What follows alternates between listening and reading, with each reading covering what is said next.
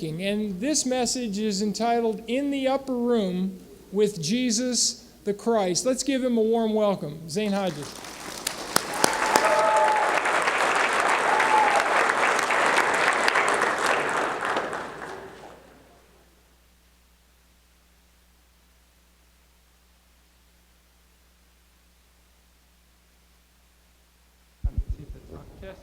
Testing?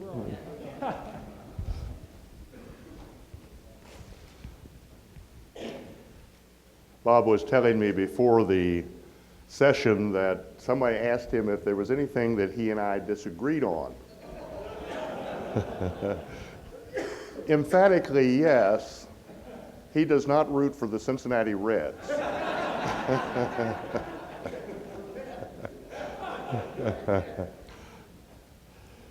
My paper this morning is part of a two-part presentation, and if I run out of answering time for questions, there should be adequate time tomorrow, so bear with us. You may have questions that we don't get to today.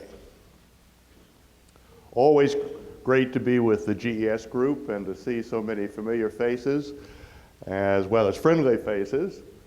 And over here to my right is Dan Hauke, who has graciously volunteered, in case I get stuck on a question, to answer it for me.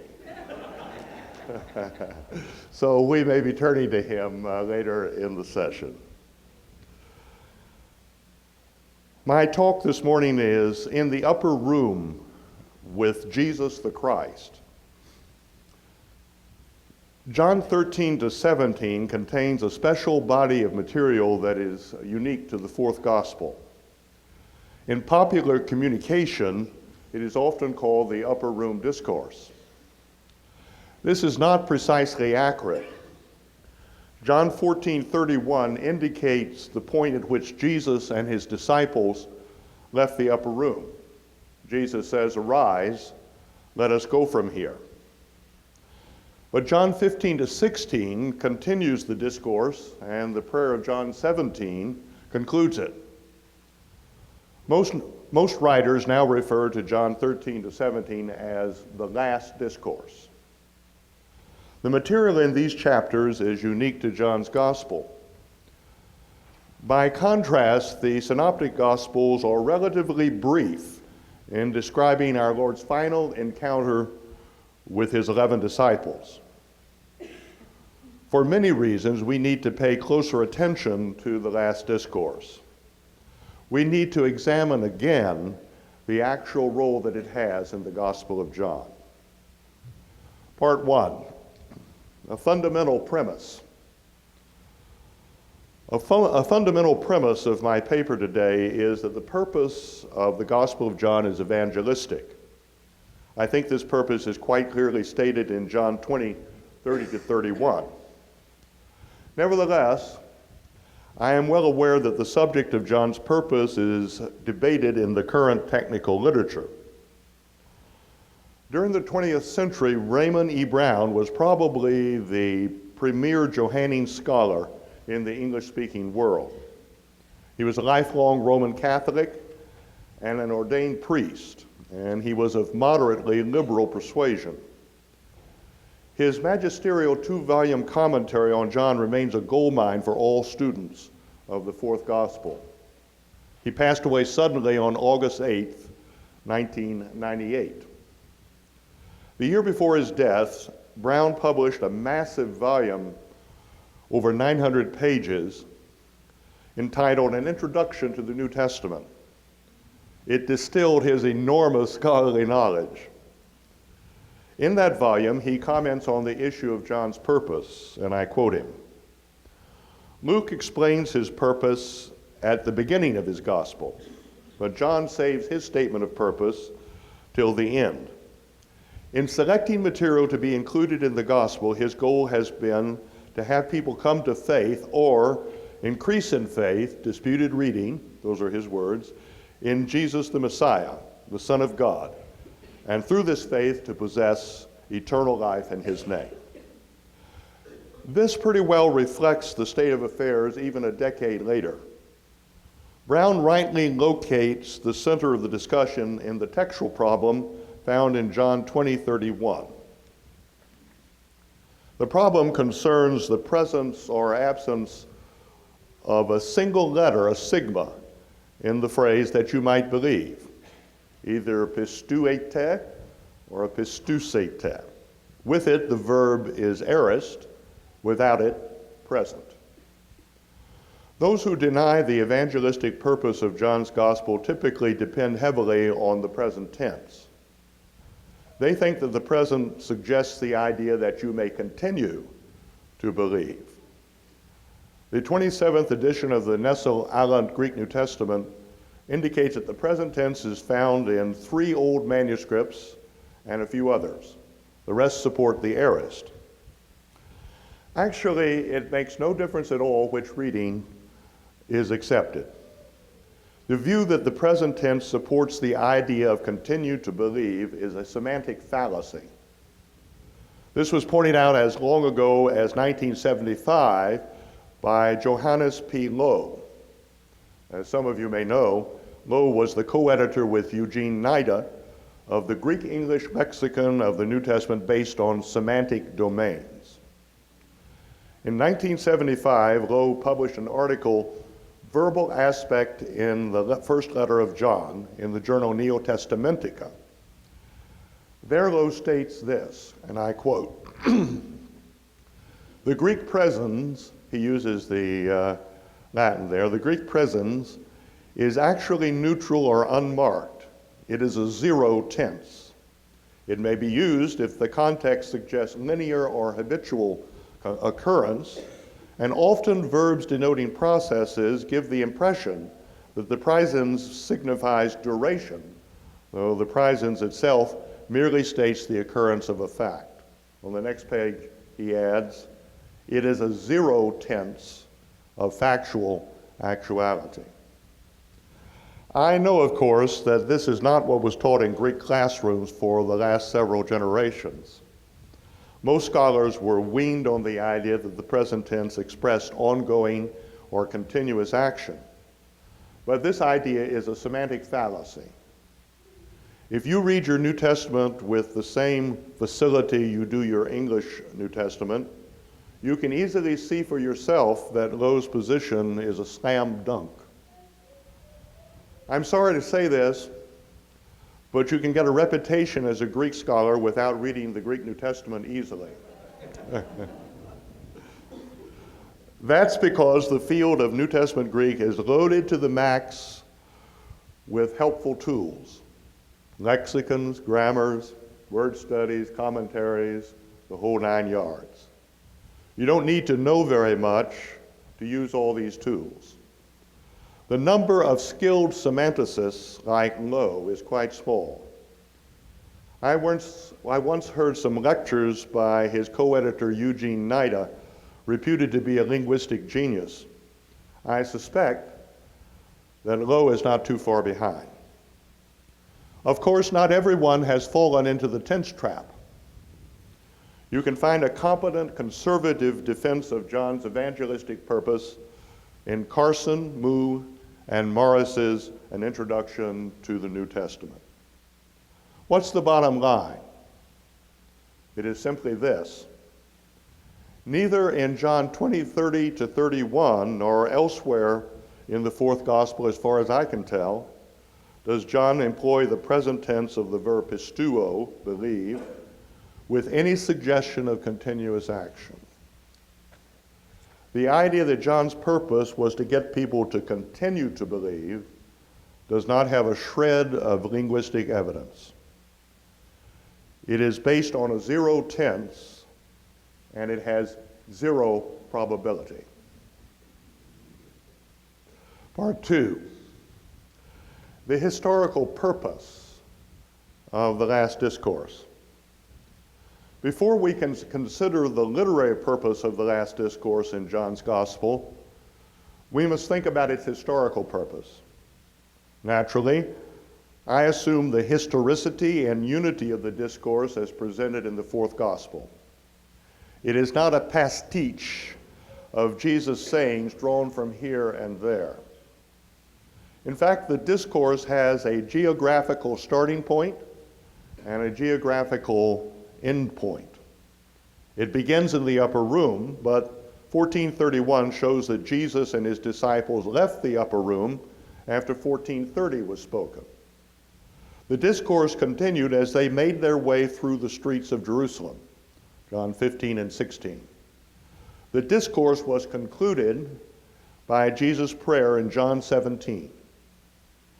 Following his prayer, John 18:1 states this: "When Jesus had spoken these words, he went out with his disciples over the brook Kidron, where there was a garden, which he and his disciples entered." The words "went out," exalthen in Greek, cannot mean that he went out of the upper room. They had left there some time ago. It can only mean that now they went out of Jerusalem itself on their way to the Garden of Gethsemane. There is no real problem here. As Craig Blomberg points out, peripatetic rabbis and philosophers regularly taught and discoursed with their followers as they walked. There is no reason why John needs to say specifically that the group left after 1431. I think that's obvious. The last discourse, therefore, is a unity. In terms of the historical situation, its purpose is very clear. Let me say first what it is not. The last discourse is not an exposition of the Christian life. True, we can learn a great deal about the Christian life from this discourse, but this benefit is not the reason for the discourse. Plainly, the last discourse was designed to prepare the disciples for the events that lay immediately ahead. In other words, it was designed to prepare them for Jesus' crucifixion, resurrection, and return to heaven. If we pay attention to the text, this purpose has high visibility and it is inescapable. Permit me to list here a series of statements by Jesus that disclose this purpose beyond doubt. I'm going to quote a series of passages. John 13:18-19. "I do not speak concerning all of you. I know whom I have chosen, but that the scripture may be fulfilled, he who eats bread with me has lifted up his heel against me. Now I tell you before it comes, that when it does come to pass, you may believe that I am he." 13:33. "Little children, I shall be with you a little while longer. You will seek me, and as I said to the Jews, where I am going, you cannot come. So now I say to you." 13:36. "Simon Peter said to him, Lord, where are you going?" Jesus answered him, "Where I am going, you cannot follow me now, but you shall follow me afterwards." 14:1-4. "Let not your heart be troubled. You believe in God, believe also in me. In my Father's house are many mansions. If it were not so, I would have told you. I go to prepare a place for you, and if I go and prepare a place for you, I will come again and receive you to myself, that where I am, there you may be also." 14:16 and verses 18 and 19. "And I will pray the Father, and he will give you another helper, that he may abide with you forever. I will not leave you orphans. I will come to you. A little while longer, and the world will see me no more. But you will see me. Because I live, you will live also." 14:29. "And now I have told you before it comes, that when it does come to pass, you may believe." 15:20b-21. "If they persecuted me, they will also persecute you. If they kept my word, they will keep yours also. But all these things they will do to you for my name's sake, because they do not know him who sent me." 16:1. "These things have I spoken to you, that you should not be made to stumble." 16:4.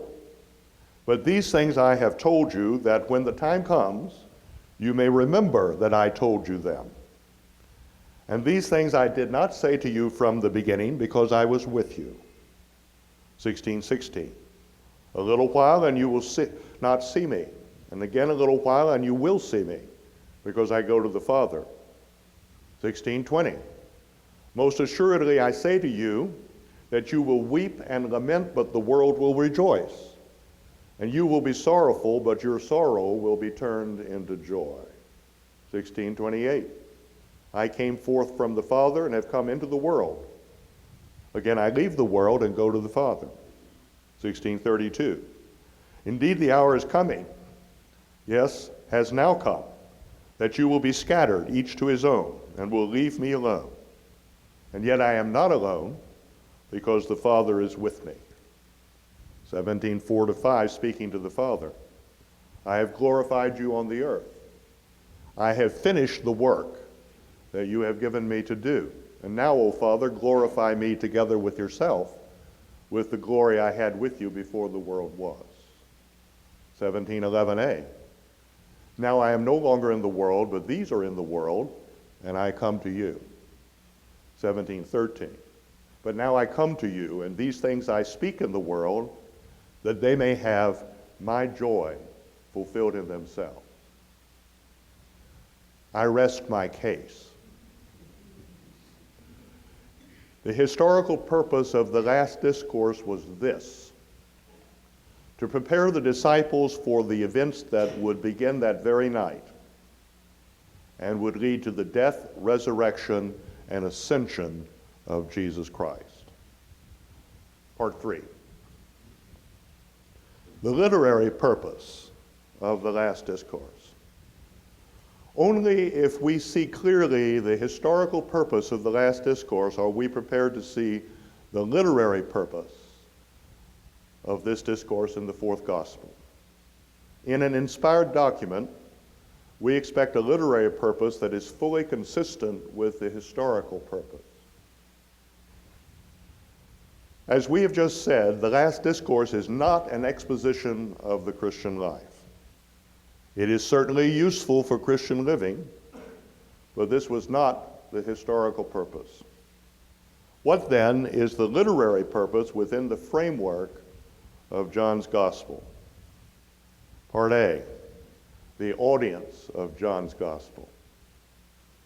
Before we address the literary purpose of the fourth Gospel, we should ask about its audience. Who were they? Ancient tradition points in one direction only. According to Irenaeus, 2nd century, John, the disciple of the Lord, who also leaned upon his breast, published a gospel during his stay at Ephesus.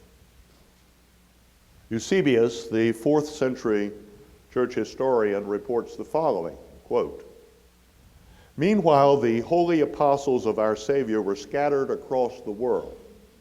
Thomas, according to tradition, was allotted Parthia, Andrew, Scythia, and John, Asia, where he stayed until his death," end of quote. Later in his history, Eusebius quotes the statement of Irenaeus, to which I have just referred. Despite the many debates about this evidence, there is no good reason for rejecting it. Both writers are likely to have known more than we do. The internal evidence of the gospel is consistent with the view that the fundamental audience was Jewish and living outside of Palestine. It was also Greek-speaking and very literate. During the days now long past when Rudolf Bultmann was the towering figure in New Testament scholarship, it was popular to describe John as a piece of Hellenistic literature that was only marginally Jewish as compared with the Synoptic Gospels. This view now deserves to be laughed at. The Qumran discoveries not only indicate the fundamental Jewishness of John's Gospel, they also have led to the equally extreme suggestion that John is the most Jewish of all the Gospels. I pause to say this with tongue in cheek. It would be fun to write a soap opera about the many convolutions through which New Testament scholarship has passed. I've been around for 7 decades. We could call it As the Scholarly World Turns.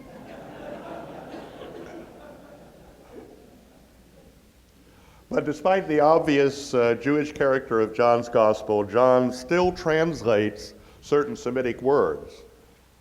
For example, Rabbi, Messias, Kephas, Siloam, Golgotha. The audience could not be presumed to understand these Semitic words. Furthermore, the audience must necessarily have been quite literate. In Roman times, you did not write a 21-chapter book for the man in the street. Perhaps I should say for the man in the marketplace, the agora. A long book of this nature presupposes a high educational level for its readers. Keep in mind that Greek-speaking Jews were a fruitful evangelistic field in New Testament times. The Hellenists referred to in Acts, Hellenistai, are best understood as Greek-speaking Jews. Their widows alone made up a significant portion of the Christian widows in the early church.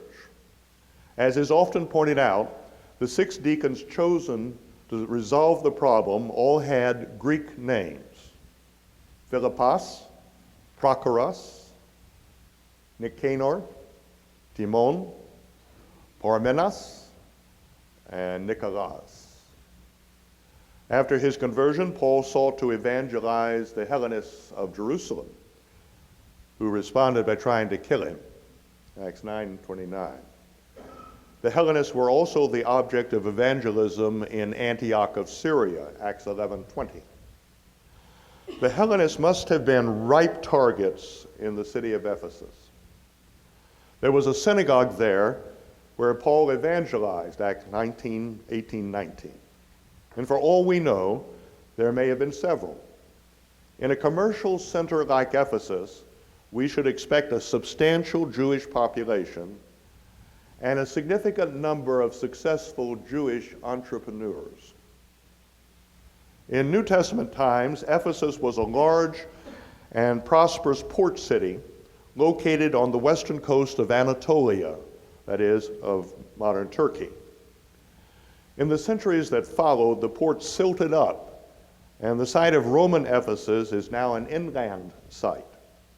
It contained a huge outdoor theater, the one referred to in Acts 19, which could accommodate about 24,000 spectators.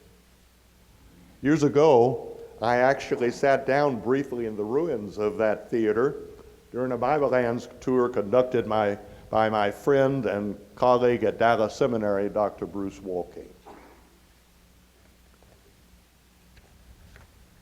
Cornell and Matthews, in their lavishly illustrated Atlas of the Roman World, tell us this, quote, "The life of Roman Ephesus is revealed not only by the extensive archaeological remains, but by the inscriptions which show the munificence of the leading families and its rivalries with Smyrna for the title First City of Asia," end of quote. You can still see today the ruins along a colonnaded road at Ephesus, once lined with shops, leading from the harbor to the theater.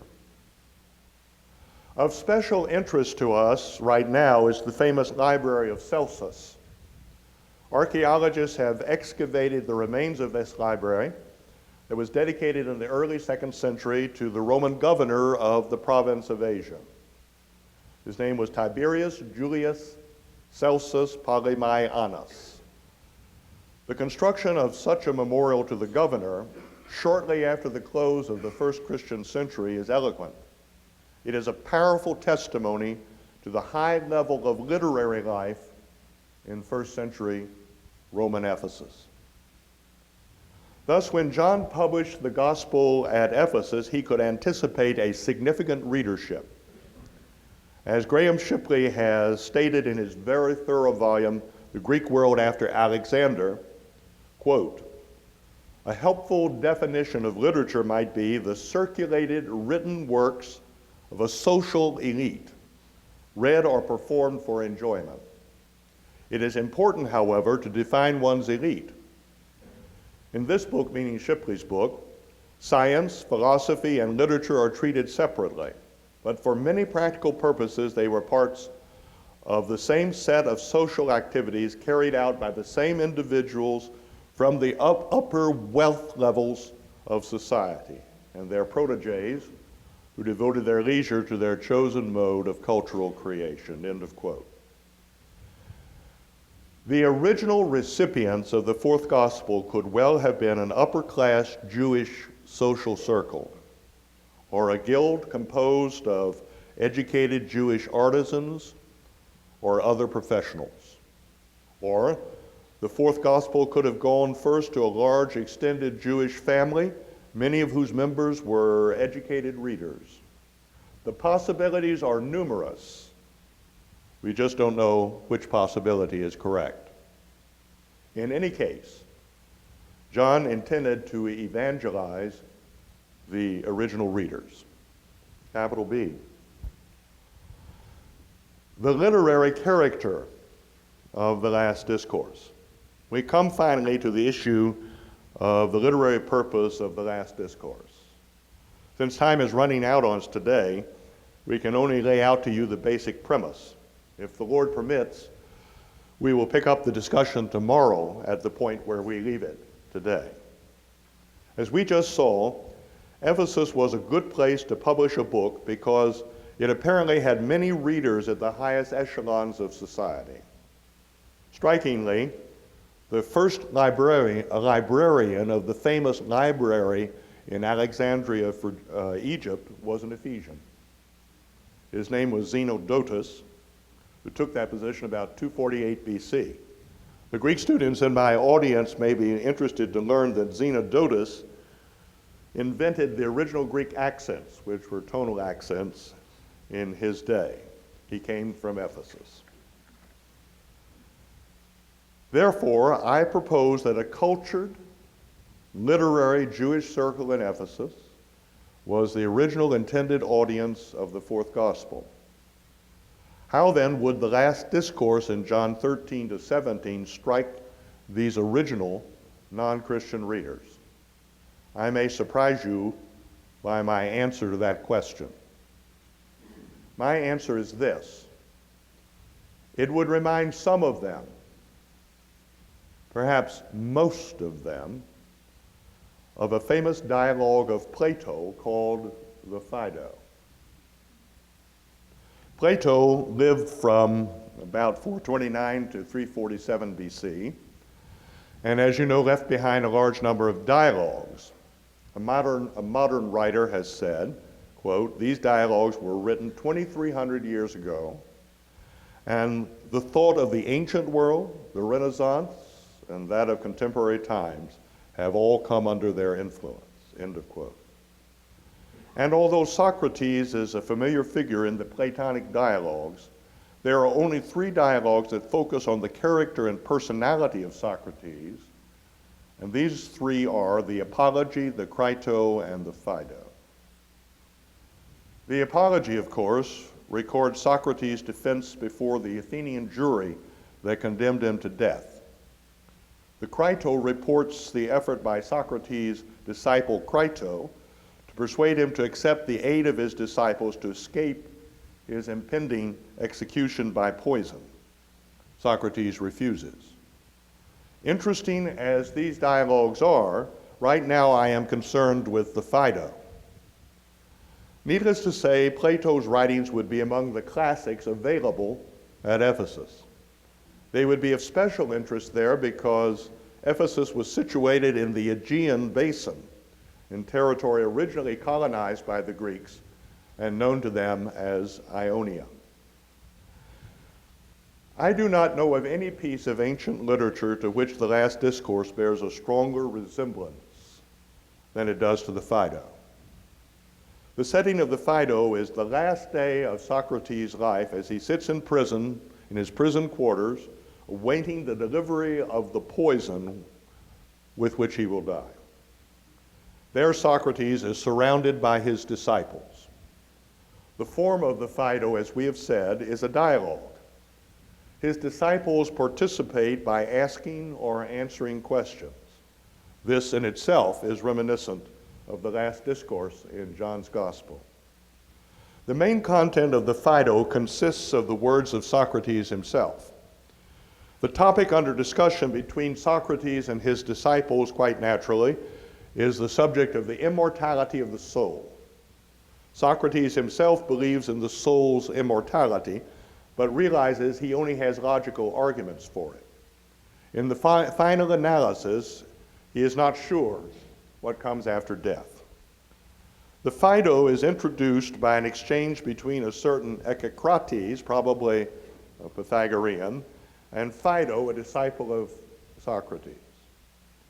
I'm using for what follows the translation of Hugh Tredennick as found in the collected dialogues of Plato, including the letters, edited by the famous classicist Edith Hamilton and by Huntington Cairns. The Phaedo begins as follows. Echecrates,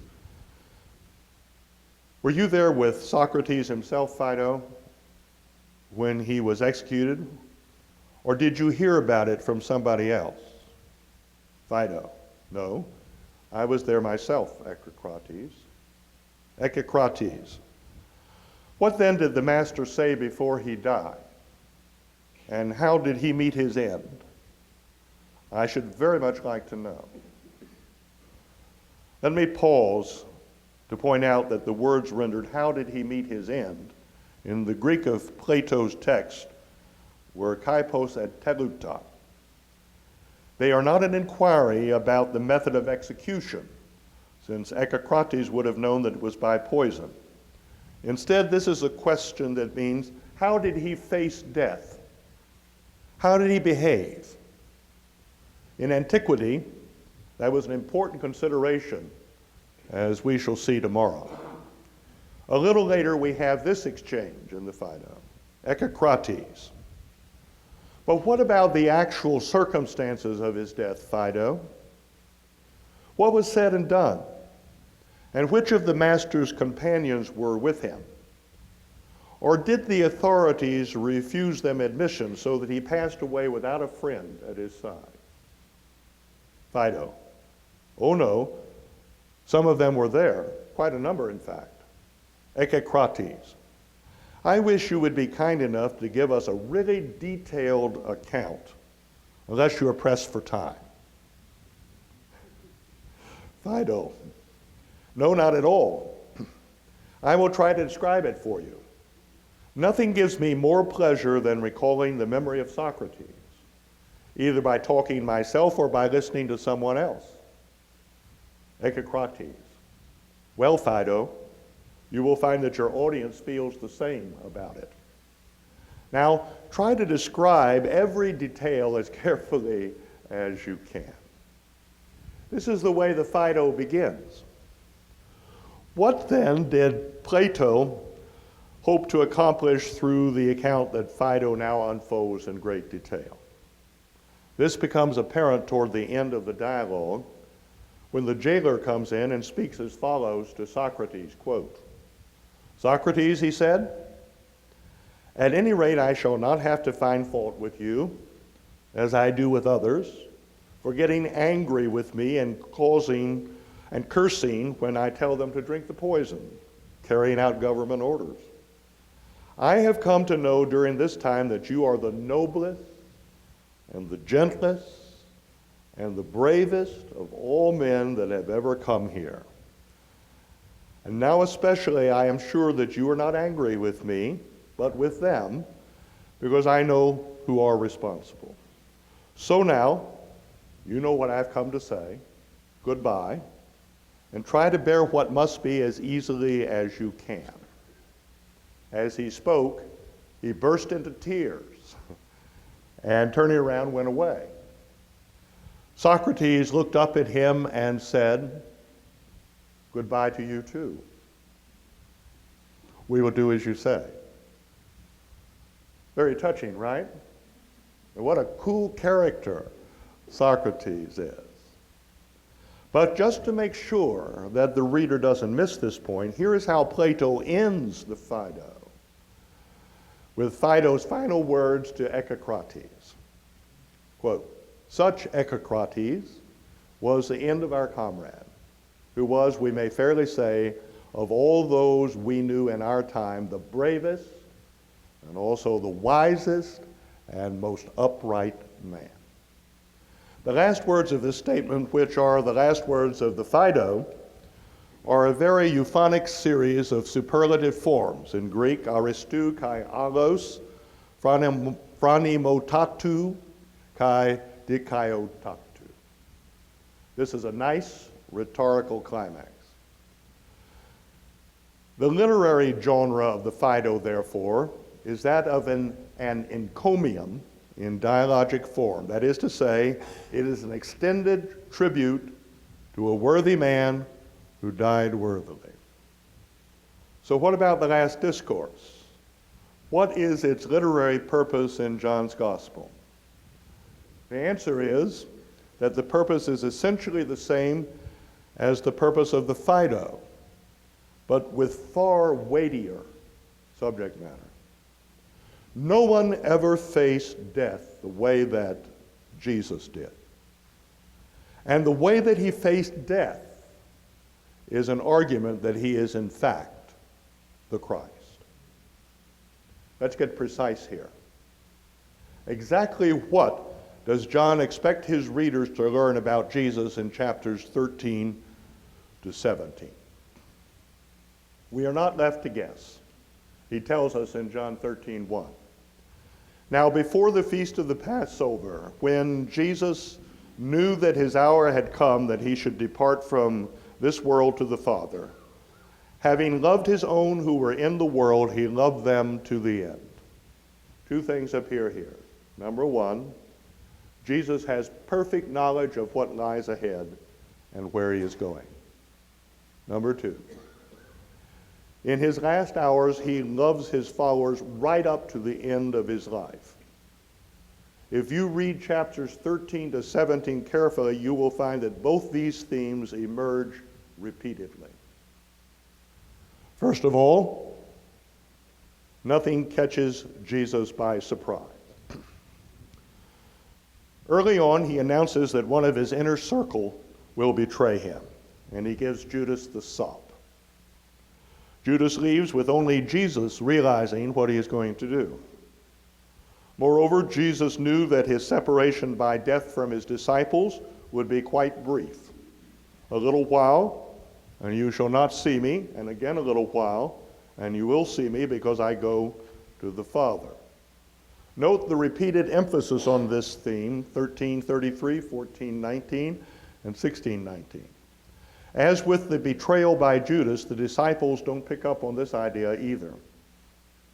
Jesus knows, the disciples don't. Jesus has supernatural knowledge. As John will remind us in the garden scene, 18:4, Jesus, therefore, knowing all things that would come upon him, went forth and said to them, "Whom are you seeking?" The second major theme is Jesus' love for his own, right up to the end of his life. This is every bit as impressive as his supernatural foreknowledge. Here is a man who knows full well that he is about to be arrested, physically abused, tried and condemned unfairly, and then subjected to a cruel and painful death by crucifixion.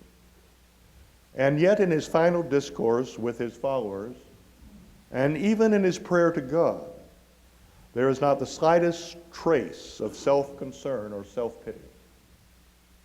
His whole concern is that his disciples should be able to weather this severe shock to their faith that would begin only too soon. In John's Gospel, there is no Gethsemane, no sweat falling to the ground like great drops of blood. That would have confused John's unconverted readers and distracted from the point that John was making. Jesus knew what lay ahead. And during this discourse, he is totally focused on the need of his disciples in the coming hours and days, and even beyond that, into their time of witness for him. They could look forward to the arrival of another helper when this present helper returned to the Father. Jesus' words express his love and his concern for them, not for himself. As you know, the last discourse begins with that humble act of love that only John reports, the washing of his disciples' feet. Over and over in the discourse, Jesus speaks of his love for them and about their need to replicate that love among themselves. The discourse closes with his request to the Father that, quote, "the love with which you have loved me may be in them, and I in them." God willing, we will say more about these things tomorrow. But let me repeat, this unit of material shows a person whose approach to his own death is unique beyond all human experience. Let me repeat that. This unit of material shows a person whose approach to his own death is unique beyond all human experience. Compared to this person, Socrates himself was a poor, frail mortal who had no assurance about what lay beyond him in death. By contrast, Jesus the Christ is on his way to the eternal Father. Before I make my final statements, thanks for bearing with me. I'm recovering from a cold, as you may have noticed, but I've made it to the end of the line today, so hopefully, by the grace of God, we can do that tomorrow morning. But let me close in this way. The bottom line is simply this. The last discourse in John 13 to 17 is a skilled portrait of Jesus in the hours before his death. This portrait invites the readers to believe that he is who the gospel says he is. Jesus is the Christ. In other words, here's my bottom line. The last discourse is a brilliant and effective evangelistic tool. Thank you.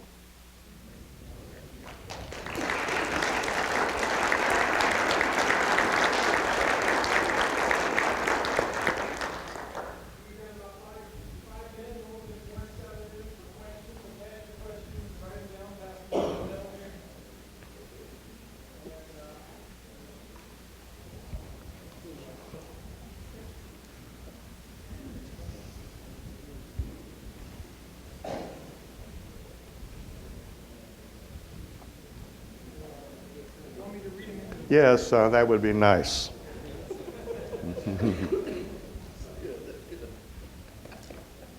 Okay, is this hot?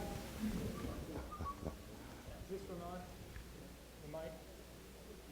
Okay, it says given the niche audience, and especially an elite and literate audience, how can we argue that John's gospel should be our basis for evangelism to all kinds of people? Except you be converted and become as little children, you shall in no wise enter into the kingdom of heaven. The gospel is the same and simple for the most erudite person and for the youngest child. So a gospel message written for the erudite is also good for children. And I have used this gospel many times with children. The question says, what are some ways we could use John 13 through 17 to share the gospel?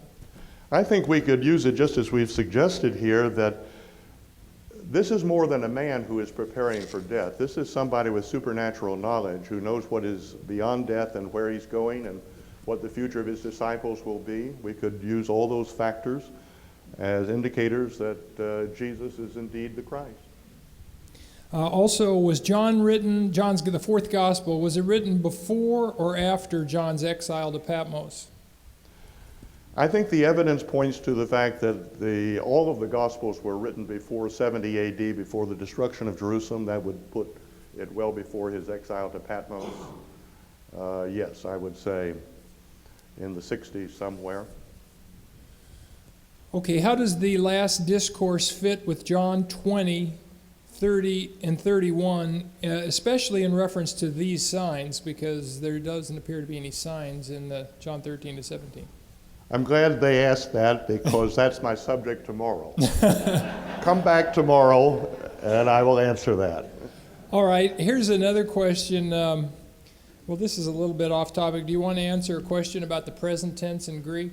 I'll be happy to try. Okay, it says there is too much unwarranted consensus among Greek scholars that the present tense carries a continual aspect. Do you know of any recent scholars who are writing in opposition to this position? Well, of course, Lowe is still living, and you will find now in the scholarly literature that a number of the scholars are backing off of the extreme statements here, and they're modifying their previous position, and they're saying, in fact, we can't really decide on the basis of the tense what the action is. But let's admit that the conclusions reached by Lowe have not yet filtered down to the scholarly riffraff. And Okay. I guess I have to include myself in that number. Okay, here's one. Was before Judas left, was Jesus giving Judas one last opportunity to come to faith? They told us before we started teaching seminary that the most useful 3 words in the English language were, I don't know. I don't know. But it wouldn't surprise me if that were so. I don't think it's John's intention to communicate that. Okay, one final one. And this says, why absent any evangelistic verse in John 13 through 17? I guess they mean any explicit statement like we find in John 3:16, which we find a lot in chapters 1 through 12. Why not some kind of a statement like that in 13 through 17? Well, actually, you would be surprised at the number of times the word believe is used in the so-called Upper Room Discourse, the Last Discourse. And particularly that first quotation that I gave you, that when it happens, you may believe that I am he. That's what he said to the unbelieving Jews. If you do not believe that I am he, you shall die in your sins. And then he goes on to say that the one who receives me receives the one who sent me. I'm God's representative here. That's a pretty good, clear statement, I think. Very good. Hang on before you go. Let's give him a hand, and I've got some else.